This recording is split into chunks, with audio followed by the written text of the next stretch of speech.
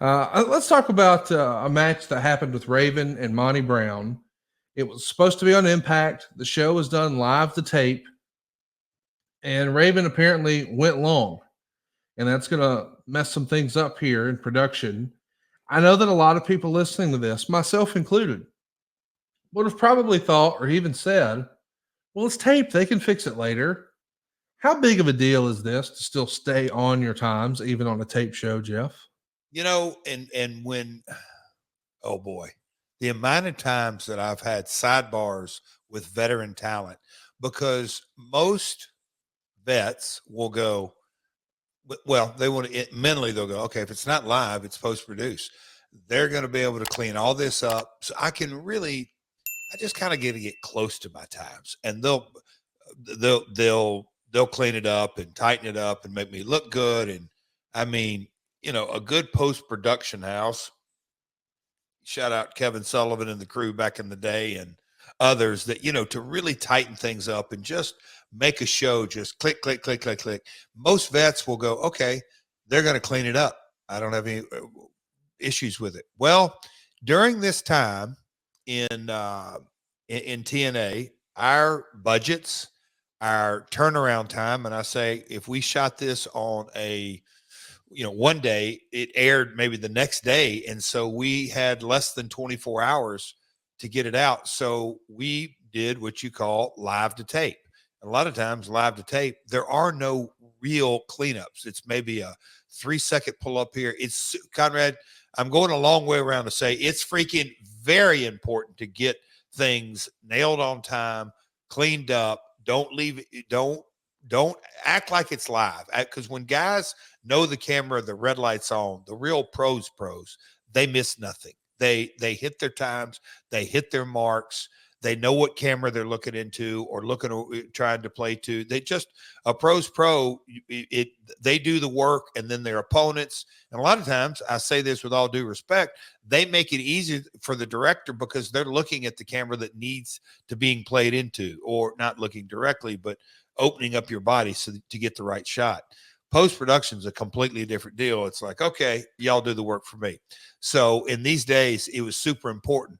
But a guy like Raven, even if I would have pulled him aside and said, hey, man, Scotty, we really need you to hit your marks, and this is live to tape. We don't have time to clean it up back Nashville. Okay. That went in one ear and out the other. Went out there, and he went long with I don't remember this specifically, but I do remember there was a mess here in post production. Well, one of the messes allegedly is Monty Brown is upset after the match, saying he felt like Raven took too much of the match. Maybe fans were going to look at him not so much as a championship contender. I mean, Monty Brown was one of your hot properties. He was Yep. getting really hot here. And we have heard about really smart veterans using some of the old tricks of the trade to make sure that they're staying over, sometimes perhaps at the expense of the young guy. And people are still making accusations like that today, and they've been doing it for the last 30 years. Do you think Raven was guilty of taking advantage of Monty Brown here? Not only in going long, but taking a larger percentage of the match than maybe he should have. Now, here's where the kind of the devil in the details that you have to kind of really understand this business. If you're live, then you absolutely can take advantage of a lesser experienced talent, because you can pause, you can get a little extra heat, you can kind of leave a baby face down, you may not give him as big a comeback. There's so many different little sleight of hands tricks and that kind of stuff, and it just kind of comes with, I mean, hell, I learned some of these hard lessons on Memphis TV. I did, but when you're post produced, any vet will know that, okay, the office is going to make this look any way he wants. I mean, it's that simple. So I'm gonna, on this case, probably defend Raven, knowing that he didn't take it. I mean, he worked his match, he worked his style, and Monty might have felt like he was selling too long. And it may have been a case where the match was supposed to go 12 minutes of TV time, and Raven wanted maybe 8 or 9. Well, he's just going to stretch it, knowing that, okay, they can post this up and cut things out. So But I do remember there was an issue that probably a mountain was made out of a molehill on this match. I do want to also ask you about there's a report in the Observer. Well, here's what it says. At least three of the more heavily pushed guys are openly talking about going to WWE when their contracts expire over frustration within the company. There's clearly a lack of faith in the company's future. Several wrestlers this week were openly talking because the TV this past week, management was talking about how the TV ratings are rising. Well, a lot of the wrestlers realize that isn't the case. I mean, when you're hearing, this is still an era where, man, you got a lot going on. This thing's not turning a profit. You've bet it all. You're all in. And when you're hearing some of the guys that you're really spending a lot of time building around, maybe they weren't stars before, but damn it, with Jeff Jarrett's help and his dollar, we're going to help make this a young man. And then you hear through the grapevine, they're telling everybody, as soon as my contract is up, I'm out of here. Like on some level, I know as a wrestler, you get it. I know as a promoter, you get it. But as a dude who's betting his own money, it's got to hurt your feelings a little, right? It came with the territory in so many ways.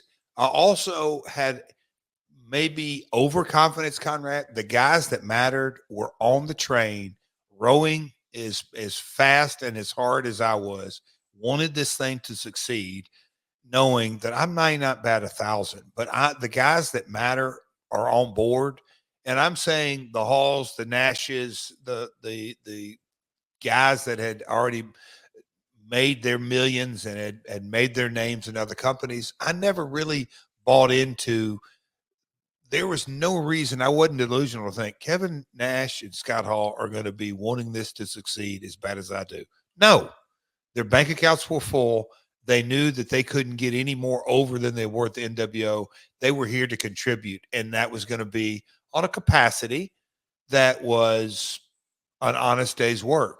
But the AJ Styles, the Samoa Joes, the James Storm, Chris Harris, Motor City Machine Guns, and I'm going up through the years, but the guys that were there that really, really wanted to succeed and were busting their ass every week for their spot, I just didn't have it in my head, and I could have been wrong, that they were out there saying, yep, as soon as my contract up, I'm out of here. Because you kind of look back on the track record, how many guys did we really lose? Yeah. We didn't. I mean, Abyss at one time was almost out the door, and I understood that, and he ended up staying. Joe stayed. AJ stayed. Even in the end, Chris Harris and James Storm, they've been asking a lot of wrestlers in this era, how do we get to WWE? They want to pursue this when their contracts are up. It's in the Observer that they're making either $1,250 or $1,500 per week, and they think they can do more with WWE. It's even been suggested that, hey, the right thing to do is, if you do get an offer from WWE, at least give TNA an opportunity to match it.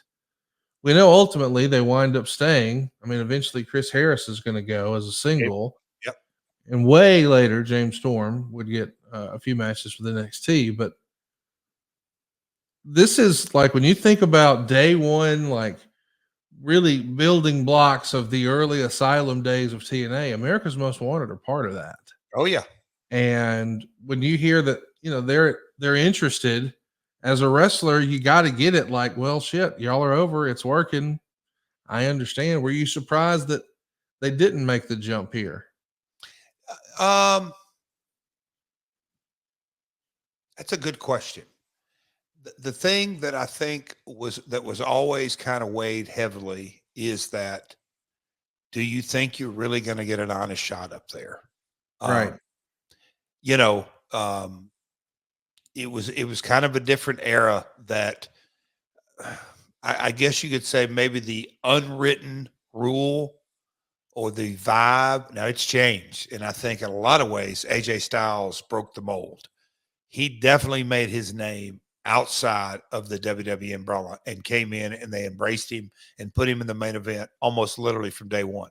Prior to that, and I may be wrong, Conrad, but you really look at guys that had a little bit of a name outside, they brought you to your knees coming in the door. They wanted you to come up through their system.